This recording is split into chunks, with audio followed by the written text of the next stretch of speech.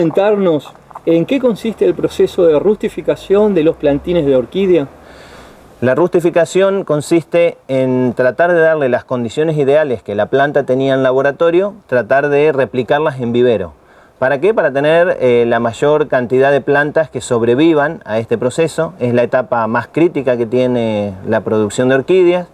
Y el tema rustificación, por ahí la palabra puntualmente, es una palabra que por ahí no es muy habitual que la digamos, pero lo que significa es hacer la planta más rústica, digamos, de esas condiciones ideales que traía, tratar a que se adapte a las condiciones ambientales de vivero. Es decir, que se prepare para su siguiente etapa de vida, ¿no? Exacto, de ahí empieza a crecer hasta que llega a la floración, que es lo que buscamos en una orquídea. Fito, ¿y nos podrías comentar cuál sería el paso a paso para la rustificación? Sí, yo aplico básicamente 3 métodos para hacer la rustificación. Los elementos para hacer la rustificación, o sea, bueno, obviamente tenemos las plantas que vienen del laboratorio. Estas plantas salen del frasco, se tienen que lavar muy bien para que no queden restos del medio de cultivo, porque si no luego es un foco para el ingreso de los hongos.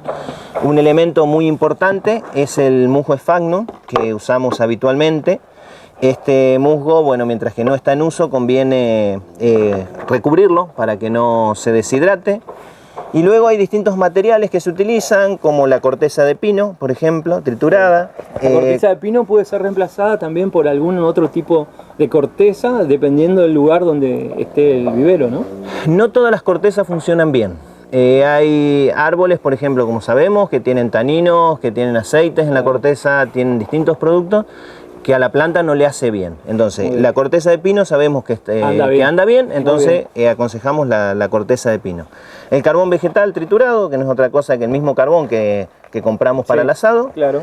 Y en ocasiones que le ponemos tergopol al sustrato, digamos, cuando vamos a preparar. Sí. Yo te decía inicialmente que aplico 3 métodos. Básicamente, primero de los métodos que te voy a explicar, utilizamos bandejas tipo Plax, que las bandejas tenemos con distintos tamaños, ¿sí? Por ejemplo, acá tenés para 25 plantas, acá tenés para 49, que son prácticamente el mismo tamaño, pero lo que cambia es el tamaño del contenedor. Entonces, le ponemos una base con material suelto, como decíamos recién, con corteza de pino, con carbón en este caso, y luego le ponemos un poquito de musgo Sphagnum, y le ponemos la plantita y le volvemos a tapar las raíces. Por ejemplo, tomamos esta planta, que es un lindo ejemplar que salió del laboratorio, no le envolvemos. Muchos intentan envolver las raíces con el musgo Sphagnum. A mí no me gusta, me gusta que las raíces mantengan la misma forma que tenían en el frasco en el laboratorio, que estén sueltas, porque muchas veces al doblar las raíces se quiebran. Entonces eso, sobre todo, si se quiebra una raíz, las otras, puede seguir viviendo, pero generalmente es un foco de ingreso de agentes patógenos. Entonces, apoyamos la planta. ¿Vos te referías a los agentes patógenos? ¿Podría ser alguna enfermedad que venga con el agua de riego? Exacto, porque ahora nosotros decíamos, esta plantita estaba con condiciones ideales en laboratorio. Exacto. Y acá viene al medio ambiente exterior. Claro. Entonces, o sea, empieza el proceso de rustificación. Exacto, es el proceso de rustificación. Le cubrimos las raíces. A mí no me gusta que las raíces queden muy compactas dentro del contenedor. O sea, es decir, le cubro y ya queda la plantita puesta en la maceta. Claro, un tip sería para el productor que vaya a ver este programa, es que no esté muy compacto, ¿no? Exacto. ¿No?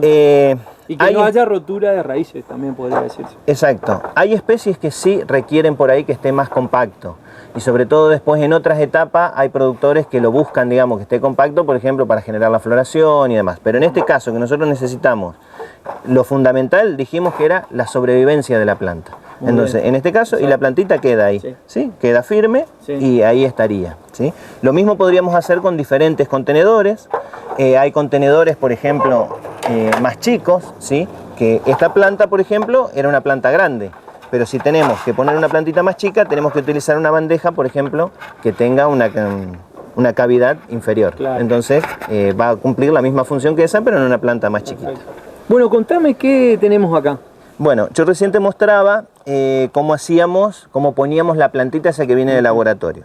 6 meses después de que la plantita salió del laboratorio, podemos ver esto que tenemos acá. Si nosotros vemos, Acá, por ejemplo, en la parte inferior de la bandeja, vemos cómo empiezan a salir las raíces. Este es un muy buen indicio de que las plantas están muy bien, porque la raíz está blanca con la punta verde, que es lo que se busca en las orquídeas.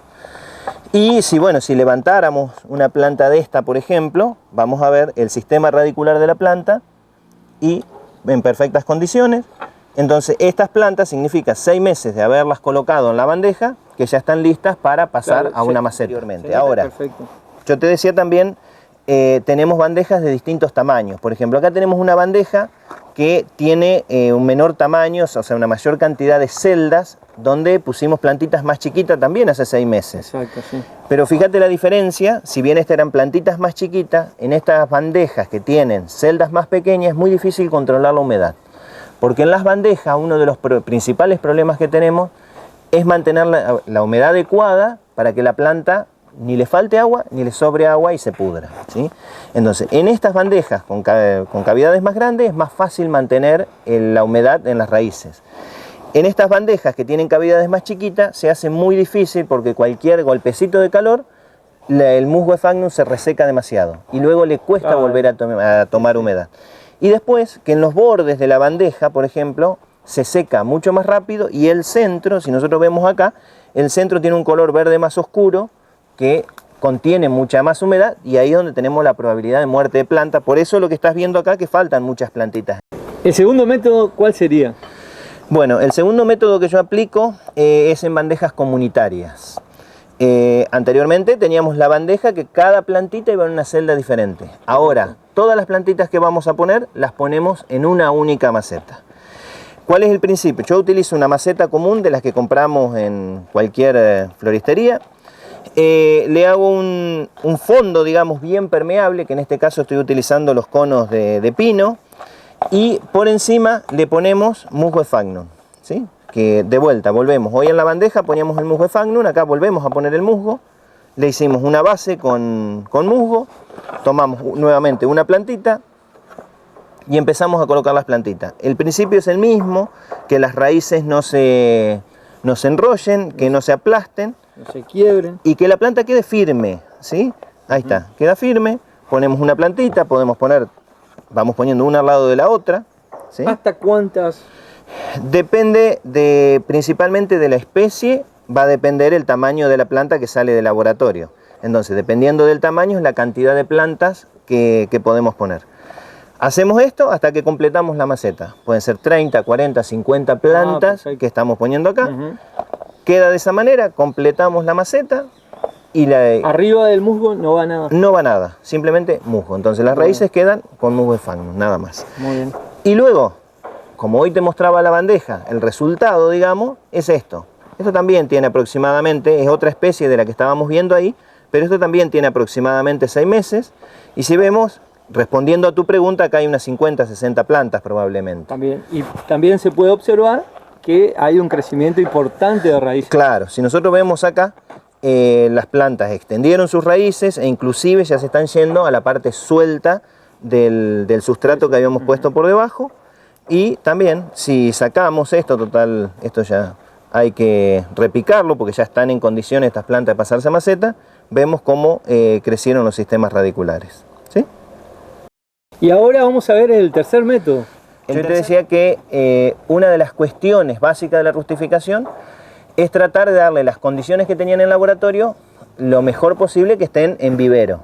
Entonces muchas veces cuando hay épocas en que se sacan las plantas, por ejemplo en invierno, que hay que recubrirlas un poquito más, la planta no puede quedar sobreexpuesta por más que el vivero tiene cubierta de plástico y demás. Entonces se me ocurrió que podíamos rustificar plantas que queden cubiertas, digamos, por una parte de la maceta. En este caso es un balde común que también de vuelta como sustrato, digamos, en el fondo le estoy poniendo un material. Es decir, vos usás este balde, un balde específico, digamos, para esta tarea, pero podría ser otro balde también. Podría ser otro balde. Acá la función es que la planta luego quede cubierta por las paredes del balde y que no le dé el viento, que no le den las condiciones ambientales. Nuevamente ponemos un sustrato que sea bien poroso por debajo. Le colocamos musgo. Son los conos de pino. Que en este caso son conos de pino. Volvemos a hacer el mismo procedimiento que hacíamos antes con la maceta más pequeña. Le ponemos musgo sphagnum. cubrimos toda la superficie con musgo y el procedimiento luego es el mismo. Tomamos las plantitas y de nuevo ponemos la plantita con musgo Sphagnum, de vuelta, sin retorcer las raíces, sin que se quiebren las raíces, y que quede la plantita en el fondo del balde. Y bueno, nuevamente, ¿cuántas plantitas? Bueno, va a ser variable en función de lo que decíamos hoy. Y del tamaño de la planta y del tamaño del balde. Y del tamaño del balde. Entonces, en este caso, todas las plantitas que nosotros ponemos quedan por debajo del límite superior del balde, entonces tiene menos incidencia de los agentes ambientales. ¿Qué diferencia tiene este método con el anterior? El anterior veíamos que era una maceta común y que estaba perforada por abajo, entonces el agua puede escurrir hacia abajo. Ajá. El principio que a mí se me ocurrió para este método es que esa superficie porosa abajo contenga agua. Entonces, como esto está recubierto con muy poquita agua que le damos después durante los días siguientes a que se hace la rustificación, esa agua se va a ir acumulando abajo y esa misma humedad va a circular adentro del balde y prácticamente no vamos a tener que regar, más allá que la fertilización que se hace habitual en todas las plantas o el pasado de fungicida, casi no vamos a tener que regar. Esa es la ventaja que tiene este método respecto del anterior.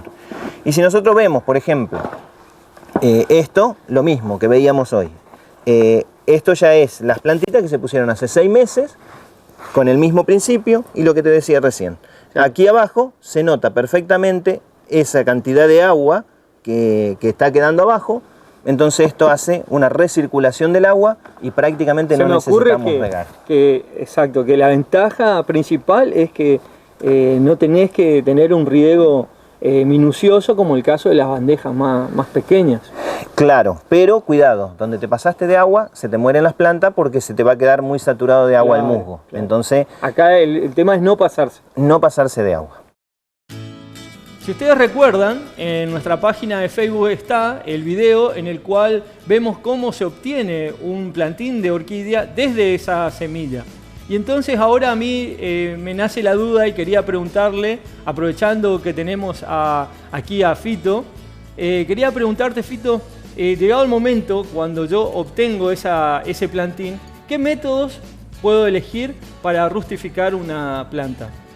Bueno, como bien veíamos en el video, yo aplico 3 métodos, ¿no? Entonces, respondiendo a tu pregunta, digamos, cada productor orquidiófilo va a tener que elegir el método en función de las condiciones que él tenga. Claro. Porque como bien veíamos, hay un método que las plantas quedan sobreexpuestas, hay otro método donde el envase mantiene, digamos, las condiciones más ideales, esas que buscamos para la planta.